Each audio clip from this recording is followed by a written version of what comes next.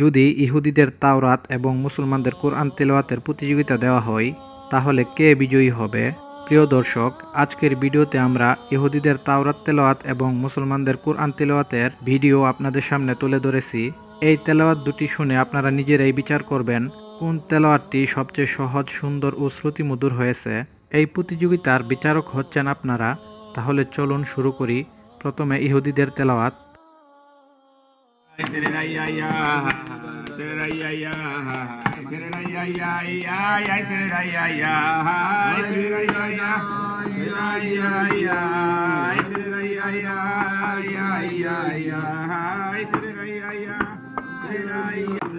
هازين الشمع ودبره وتشمع أورس إمرفي يعرف كم مدر لك حين تزل كتل إمراتي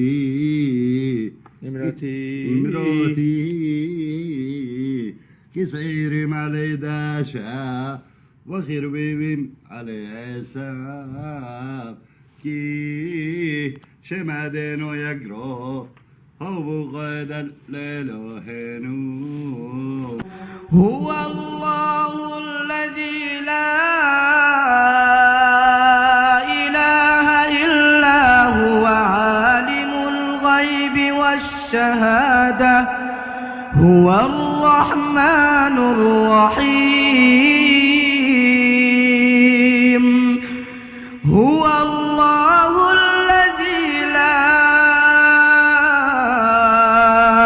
إله إلا هو الملك القدوس السلام المؤمن المهيمن العزيز الجبار المتكبر سبحان الله عما يشركون هو الله الخالق البارئ المصور له الأسماء الحسنى يسبح له ما في السماوات والأرض وهو العزيز الحكيم।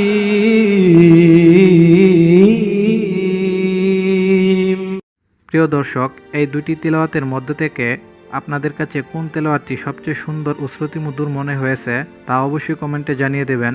আর ভিডিওটি যদি আপনাদের কাছে ভালো লেগে থাকে তাহলে অবশ্যই ভিডিওটিতে একটি লাইক দেবেন এবং ভিডিওটি বন্ধুদের সাথে শেয়ার করুন।